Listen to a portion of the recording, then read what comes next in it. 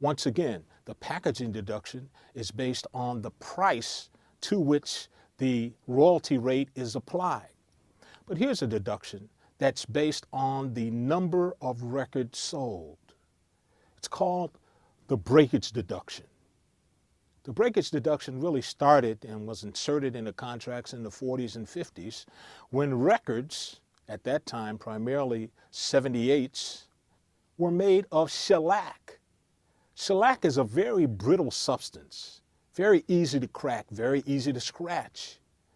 Well, record companies legitimately had a concern that the number of records that they manufactured in the plant and shipped out to distributors that were sold to retailers could be broken during that shipment process. And many times there were. Boxes would be dropped. People in loading them in the bins could fall from that area, and you can end up with a number of broken records. And basically the retailers didn't have to pay for the broken records. They could send them back to the record company and say, look, these broke, I'm not paying for them. And so record companies could count on about 10 to 15% of the records that they shipped out breaking during that process.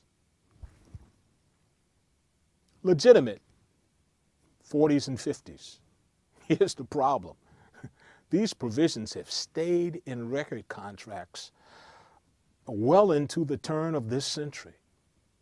The breakage deduction basically says that the record company doesn't have to pay you for broken records. And it got to the point that record companies just decided that since about 10 to 15% of the records were breaking during this shipment process, the contract would say, we only have to pay you for 85% of the records that we ship, or 90% of the records that we ship. So in other words, if the record company would ship 1,000 records, they only had to pay you royalties on 850, 85% of the 1,000 that they sent. The music industry evolved to records being made on vinyl, not on shellac. Vinyl is much more pliant, flexible, unbreakable. But did record companies take that breakage provision out of the contract in the 60s and 70s as albums and 45s that were made out of vinyl were shipped and became the predominant configuration? No. What about cassettes? Did cassettes break? Because some cassettes could break. But in the shipping process, no. I mean, I remember having cassettes, and after you played them for a long time, sometimes the tape would come out. But they didn't break, not during the shipping process. In other words, was the breakage deduction really significant? Should it have been applied to cassettes? Record companies took the position this provision stays in the contract.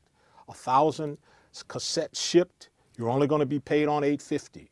The breakage deduction of 15% would apply. CDs, I think, is the most ridiculous example of the application of the breakage deduction. Here's the thing. CDs, the big marketing point of CDs was that they were indestructible. Vinyl would scratch, sometimes warp. So the record companies came up with this marketing scheme for CDs saying that this disc will never break. It will never warp. It will never scratch. And that was a major, major part of the marketing of CDs, and it worked. Should the breakage deduction apply to CDs? Clearly no. Did record companies take the breakage deduction out of contracts in the 80s and 90s? No. And they were very adamant about it. I remember arguing that point in the early 90s with a business affairs person. And I said, you know, this breakage deduction is ridiculous. You're only selling CDs now, primarily CDs. Why in the world do you have a breakage deduction? I want you to reduce or eliminate that breakage deduction altogether. And I got a negative response, and the business affairs person says, no, this is how our system is set up. We're going to enforce this breakage deduction. You know, I might give you a bigger advance. I understand I'll compensate for it somehow. But the record companies decided to keep the breakage deduction in. And it wasn't until about 2004 or 2005 that the last major label eliminated the breakage deduction from their contracts. And now all of the major labels pay on 100% of records sold. So you might say, well, why should I be concerned about the breakage deduction? None of the major labels use the breakage deduction anymore. Well, the major labels aren't the only companies that sign you to exclusive recording agreements. You have a lot of independent companies. You have a lot of production companies that might sign you as an artist to record you and enter into a deal with a major label. And they're going to have their own exclusive recording agreements with you as an artist. Many of these production companies and even some of the independent labels might base their contracts off of old major label contracts that have these packaging deductions and breakage deductions types of provisions in them.